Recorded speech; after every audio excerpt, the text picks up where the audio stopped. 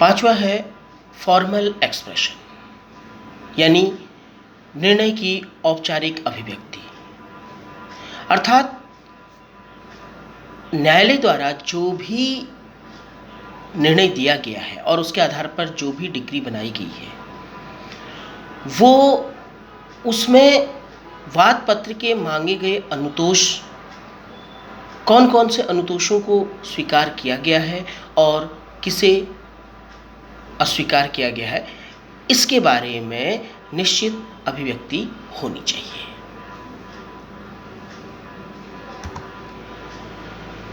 Classes of decree.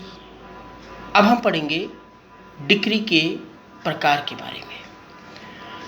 Decree सामान्यतः दो प्रकार की, प्रीलिमिनरी डिक्री यानी प्रारंभिक डिक्री और अंतिम डिक्री। प्रीलिमिनरी डिक्री का मतलब है कि जब न्यायालय द्वारा कोई डिसीजन दिया जाता है और उस निर्णय में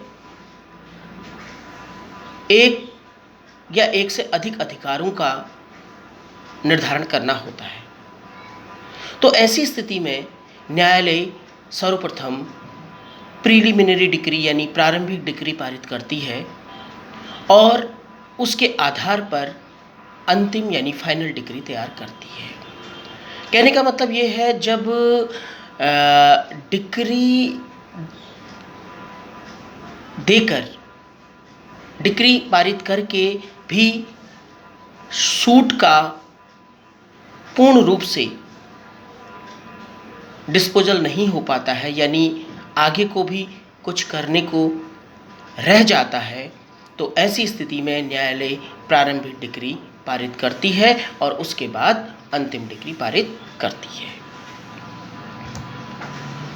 अब हम देखेंगे, देखिए किन किन केसों में प्रारंभिक डिक्री पारित की जा सकती है, जैसे कि suit for possession of immovable property and for rent और mesne profit, order 20 rule 12, administration suits, order 20 rule 13, suit for dissolution of partnership, order 20 rule 50। अब देखिए इसमें हम एक उदाहरण को समझते हैं, जैसे कि मान लीजिए पार्टनरशिप के डिसोल्यूशन के लिए सूट है और उसके एसेट्स के डिवीज़न के लिए भी सूट है।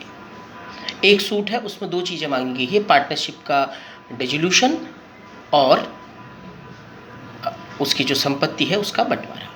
तो ऐसी स्थिति में सर्वप्रथम न्यायालय को प्रारंभिक डिक्री पारित करनी होगी और वो प्रारंभिक डिक्री होगी पार्टनरशिप की डिसोल्यूशन की, और उसके बाद फिर आगे को जो पक्ष का, जो पार्टनर्स हैं उनके बीच में जो बंटवारा है उसको फाइनल करने के लिए कोर्ट को कुछ जांच करनी पड़ेगी और तब जाकर वो फाइनल डिक्री पारित करेगी।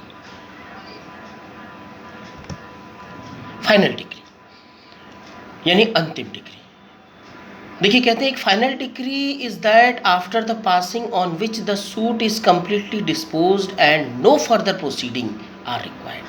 अर्थात फाइनल डिक्री वो है जो कि सूट को यानी वाद को कंप्लीटली, पूर्णतया समाप्त कर देती है और उसके बाद आगे को कुछ भी करने को नहीं रहता है।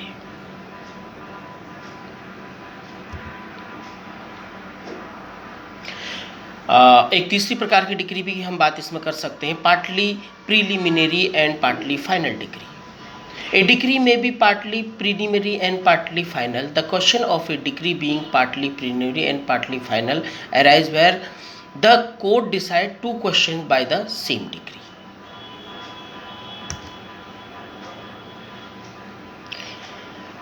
Thus, where a suit is instituted for possession and mesne profit, and the court has passed a decree for possession and mesne profit, there so far as the question of possession is concerned, the would be preliminary decree, because a final decree